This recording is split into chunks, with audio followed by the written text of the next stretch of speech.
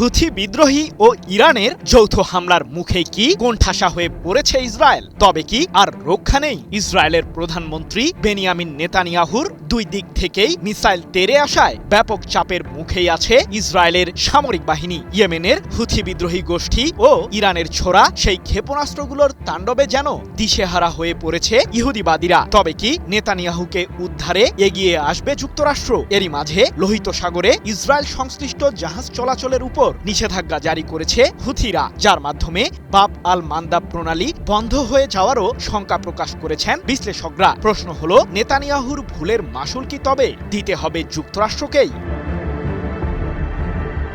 আবারও উত্তপ্ত হয়ে উঠেছে যুদ্ধের ময়দান। তবে এই যুদ্ধে সরাসরি জড়িত নেই যুক্তরাষ্ট্র, যদিও ইরানের পররাষ্ট্র মন্ত্রণালয় অভিযোগ তুলেছে যে ইসরায়েলকে পেছন থেকেই মদদ দিচ্ছে মার্কিন প্রশাসন। তাই তো ইরানের পার্লামেন্টের স্পিকার মোহাম্মদ বাঘের গালিবাফ হুঁশিয়ার করেই বলেছেন, আমাদের মিসাইলের রেঞ্জের মাঝেই রয়েছে মধ্যপ্রাচ্যে থাকা মার্কিন ও ইসরায়েল সংশ্লিষ্ট সামরিক স্থাপনাগুলো। যদিও সাম্প্রতিক ৩৯ দিনের যুদ্ধে কাতার ও কুয়েত সহ মধ্যপ্রাচ্যের কমপক্ষে ৮টি দেশে থাকা যুক্তরাষ্ট্রের প্রায় ২০টি সামরিক ঘাঁটিকে গুঁড়িয়ে দিয়েছে তেহরান।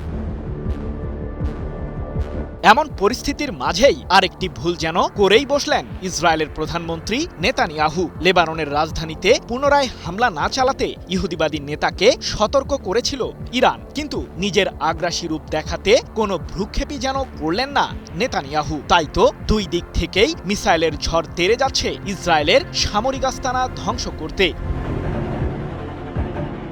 এরই মাঝে ইরানের পাশাপাশি দেশটির সমর্থিত সশস্ত্র বিদ্রোহী গোষ্ঠী হুথিরাও দেখিয়েছে তাদের ক্ষেপণাস্ত্রের শক্তি। দফায় দফায় শক্তিশালী ব্যালিস্টিক মিসাইল হামলা চালিয়ে ইহুদিবাদীদের রীতিমতো কাঁপিয়ে তুলেছে ইরান ও হুথি বিদ্রোহীরা, যার কারণে বেশ ক্ষতির মুখেই পড়েছে নেতানিয়াহুর দেশটি। আন্তর্জাতিক সংবাদ মাধ্যমগুলো জানিয়েছে, ইরান ও হুথিদের ছোড়া বেশিরভাগ মিসাইলকেই প্রতিহত করতে ব্যর্থ হয়েছে ইসরায়েলের এয়ার ডিফেন্স সিস্টেমগুলো।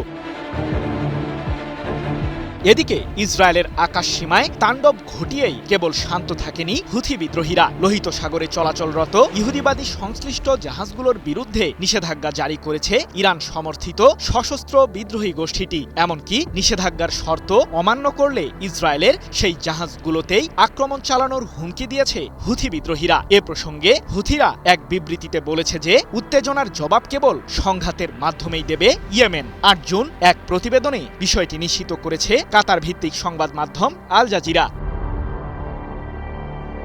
উত্তেজনার আগুনের এই তীব্রতা কেবল এখানেই সীমাবদ্ধ থাকেনি। ইরানের দক্ষিণ পশ্চিমাঞ্চলে থাকা দেশটির একটি পেট্রোকেমিক্যাল কারখানায় জোরদার বিমান হামলা চালানোর দাবি করেছে ইসরায়েল। ইহুদিবাদীদের এমন তাণ্ডবের ঘটনায় খুজেস্তান প্রদেশের মাহশাওরে অবস্থিত ইরানের ওই তেল কারখানাটির কিছু অংশ ক্ষতিগ্রস্ত হয়েছে, যদিও স্থানটি থেকে এরই মাঝে নিজেদের কর্মীদের নিরাপদ জায়গায় সরিয়ে নিয়েছে ইরান।